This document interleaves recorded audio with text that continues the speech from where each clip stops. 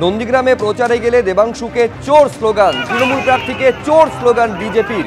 পাল্টা তৃণমূলের স্লোগানে রীতিমতো উত্তেজনার পরিস্থিতি তৈরি হয়। আগে ছবিটা একবার দেখুন।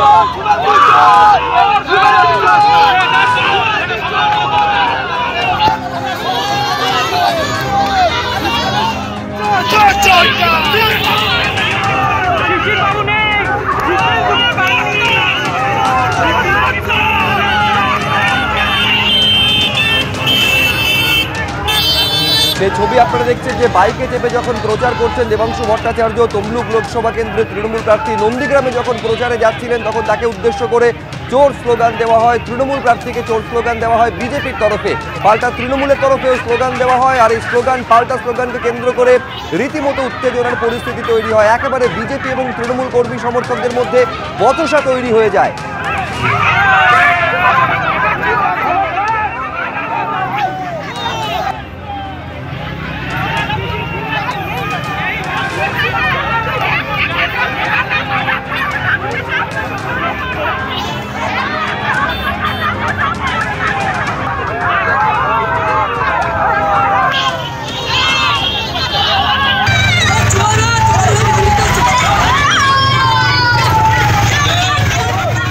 বিটন চক্রবর্তী আমাদের প্রতিনিধি আরো বিস্তারিত বলবেন এই নিয়ে। বিটন, ছবিতেই দেখা যাচ্ছে নন্দীগ্রামের একেবারে গ্রামের রাস্তা ধরে বাইকে চেপে যখন প্রচার করছেন দেবাংশু ভট্টাচার্য, এবং যে রাস্তা দিয়ে যাচ্ছেন একদিক দিয়ে বিজেপির দলীয় পতাকা দেখা যাচ্ছে, কিন্তু উত্তেজনাটা কি কারণে তৈরি হলো বিটন?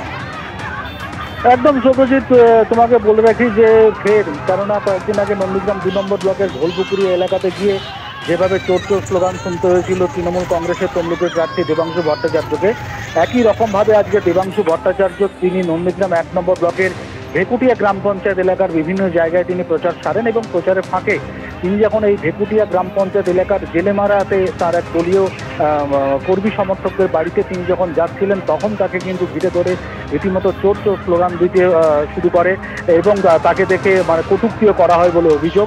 এমনকি সেই কর্মীর বাড়ি থেকে ফিরে আসার সময়ও তাকেও কিন্তু একই রকমভাবে চোর চোর স্লোগান দেওয়া হয়। পাল্টা তৃণমূল কংগ্রেসের তরফ থেকেও কিন্তু একই রকমভাবে চোর স্লোগান তোলা হয় এবং রীতিমতো তৃণমূল কর্মী সমর্থক এবং বিজেপি কর্মী সমর্থকদের মধ্যে ধস্তাধস্তি শুরু হয়ে যায়। দেবাংশু ভট্টাচার্য তিনি যেটা জানাচ্ছেন যে এর প্রতিবাদে তারা কিন্তু প্রশাসনের দ্বারস্থ হচ্ছেন, অভিযোগ দায়ের করছেন। যদিও বিজেপির তরফ থেকে কিন্তু এই অভিযোগ অস্বীকার করা হয়েছে এবং বিজেপির যেটা বক্তব্য যে সাধারণ মানুষ কিন্তু তৃণমূলের প্রার্থীকে দেখেই চোর চোর স্লোগান দিয়েছেন, এর সঙ্গে বিজেপির কোনো সম্পর্ক নেই। পরিস্থিতি কিছুটা হলে উত্তপ্ত হয়ে ওঠে এবং যে সমস্ত পুলিশ কর্মীরা ছিল তারাই কিন্তু দেবাংশুকে কর্ডন করে সেখান থেকে বের করে দেয়। বিটন, তুমি আমাদের সঙ্গে থাকো, আমি ছবিটা আরেকবার দর্শকদের দেখাই।